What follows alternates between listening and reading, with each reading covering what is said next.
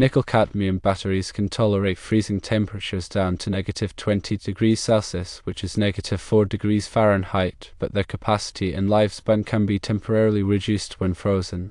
Extended exposure to freezing temperatures can permanently damage the battery cells.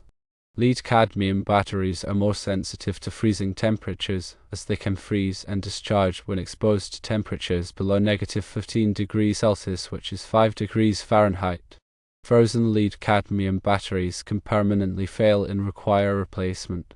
If emergency lighting units are not installed in temperature-controlled environments, freezing temperatures can potentially damage the batteries. This damage can impair the unit's ability to provide the required illumination during a power outage, compromising safety. For nickel-cadmium batteries, the optimum storage temperature is between 20°C and 25°C, which is 68°F and 77°F, but can be stored at temperatures down to -20°C and -4°F for short periods.